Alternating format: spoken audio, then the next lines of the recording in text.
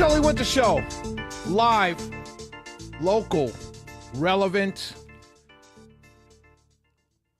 and entertaining. So, I want to play a clip of James Talarico. He was on a podcast with Ezra Klein, and Ezra Klein asked him about other religions. And I want to play this clip. Let me play the clip so you can hear what I'm getting ready to talk about. And let's play it now. Listen to this.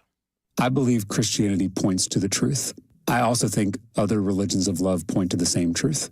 I think of different religious traditions as different languages. So you and I could sit here and debate what to call this cup, and you could call it a cup in English, you'd call it something else in Spanish and French, but we are all talking about the same reality. I believe Jesus Christ reveals that reality to us.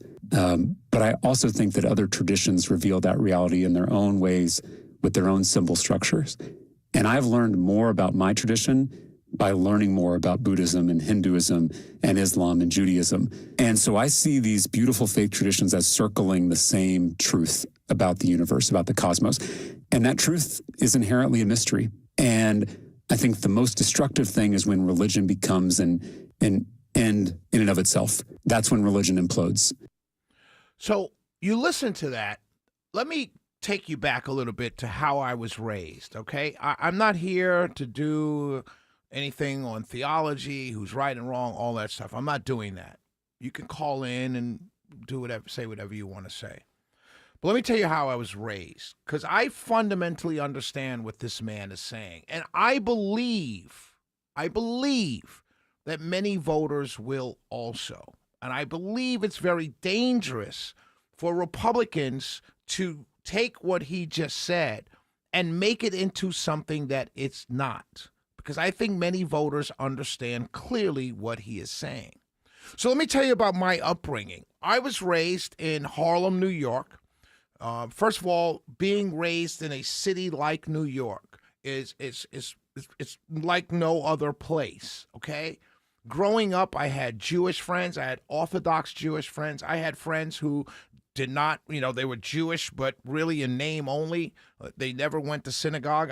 I was raised, not raised, but I had friends who went to a synagogue every Saturday.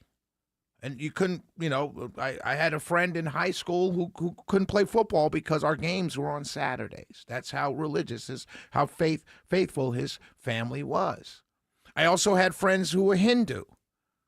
I went to many Diwali festivals growing up in New York City, right? So growing up in a city like New York, you had friends of many, many different faith traditions. When I got my first apartment out of college and I had my first apartment in Harlem, Jehovah's Witnesses knocked on our door every Saturday morning to the point where we started to get mad.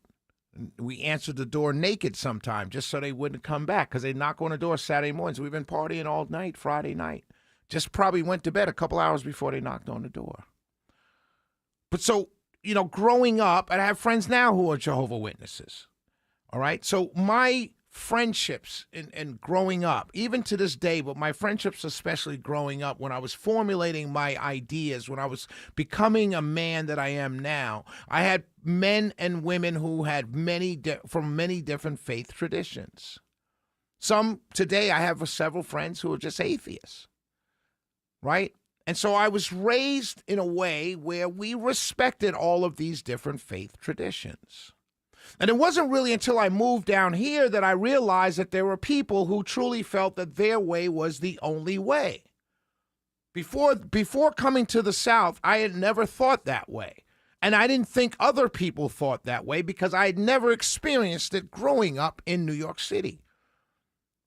And so when I hear someone, whether they're running for Senate or running for office or even just sitting around playing cards, talk like Mr. Talarico just talked about, how there's just many different ways, I don't see a problem with that. I see and hear someone trying to bring people together, not trying to separate people. And I think that as Republicans, if we run with those kinds of sound bites in order to win an election, we bring more people to him than we think we're pushing away from him. Because many people think like me. Most people think like me. I have Jewish friends, I have Hindu friends, I have Islamic friends, Muslim friends. We live and let live. They know my Muslim friends, and one of my best friends is Muslim. He practices Islam. We have never argued our faith. He's aided me in some dark times of my life by praying with me, and he's prayed in his Islamic language, Arabic language. He's prayed over me. He's had some issues, and I prayed over him as a Christian. Neither one of us ever saying to the other, hey, no, that's not going to work for me. I'll tell you a very fascinating story. I may go long in this segment, Colby. I went to Maldives years ago. Not years ago, but a couple years ago. Went to Maldives.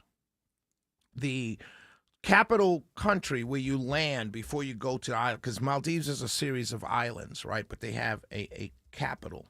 You land in the capital, and you take a boat to the island resort that you're staying on. So when we landed, when we were leaving to come home, we spent a day in the capital before we had to leave. The whole island of the capital is an Islamic country. There's no alcohol sales except in one bar in a hotel. But the whole country is Muslim and Islamic. Strict.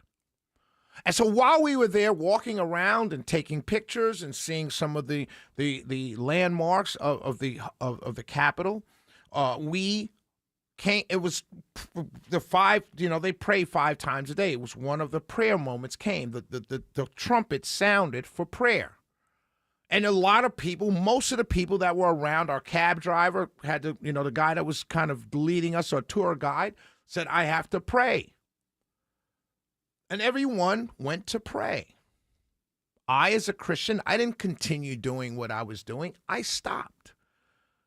I put my head down and I prayed as well. Clearly, I'm not Muslim, so I didn't know what they were saying in their prayer, but I took that moment to pray in my own way, in my own world, right there, standing there, because everyone else was. I just prayed my prayer. And it was not a problem with me. As a matter of fact, it was one of the most beautiful moments in my life because it gotten silent with the exception of the person, I can't remember the word for it, the person who led the prayer, but that was the only sound you heard in the whole capital. You heard some car horns and things like that, but for the most part, it's the only sound you heard. It was a beautiful moment for me because I was in my own world praying with everyone else a prayer to the God of my understanding in that moment. I didn't keep moving. I didn't keep shopping. I didn't keep talking on my phone or scrambling on my phone. I stopped and prayed as well. I obviously didn't have a prayer rug, so I didn't get down on my knees and bow, but I stood and prayed because that's the way I was raised. We're all here together, all of different faith traditions, black, white, tall, short, straight, gay, all of us here on this planet existing and coexisting together.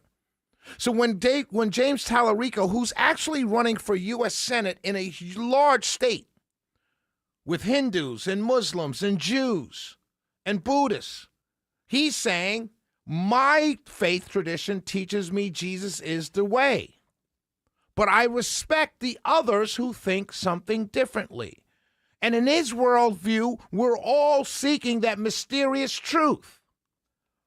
That resonates with regular people. That resonates with regular people because it's a unity message. And anybody that's going to go out there and say he's wrong or he's this or he's that or that's not the way or my way is the way, that's not a unity message. And that will drive more people away than bring them in. And I think what we're doing when we talk about Talarico and his faith and how he expresses it, when I hear that, I say to myself, oh, he's being a unifier. And then there are people who are arguing with him. They're going to be seen as the ones dividing. And I'm only speaking for Shelley Winter. Well, I'm always only speaking for Shelley Winter, but I'm speaking really for me and how I see the world, because that's the way I was raised. My grandmother was as close to an angelic as humanly possible. She went to church every Sunday. She prayed all the time. She was a Christian's Christian. But we had Buddhists at our house. We had Hindus at her house. She had Muslims at her house. Never once did she try and proselytize them. Never once did she try and bring them in and say, no, you need to pray the way I pray. You need to worship what I worship. Never once. That's the house that I was raised in. That's the family that I was raised in. And to this day, I hold on to those traditions.